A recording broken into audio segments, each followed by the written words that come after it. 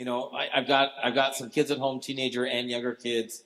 How do I help them to learn to treasure God's word, both at a younger age and a teenage age? And specifically for my teenagers, how do I help them to understand its authoritative nature? Be part of a good church. That's not meant to be a smart mouth comment.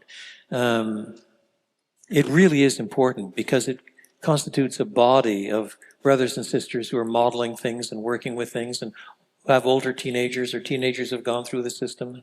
They've often given a little more thought to Sunday school classes and so on. I remember at one stage, my daughter was listening to a teacher in her high school making all sorts of really snide comments about the Puritans and so on, things that were historically nonsense and so on, but in order to mock their morals and their integrity and tag them all with witch burning and the whole bit.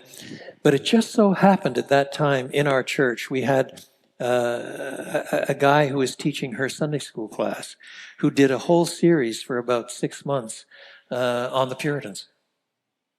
And she would go in there and argue with her teacher every day. And that was good for her, rather than it being suppressed or ignored. Or he was a competent man who knew the sources and getting the kids to read the literature. I'm not saying that our church always did wonderful things like that, but that was gold. That was gold.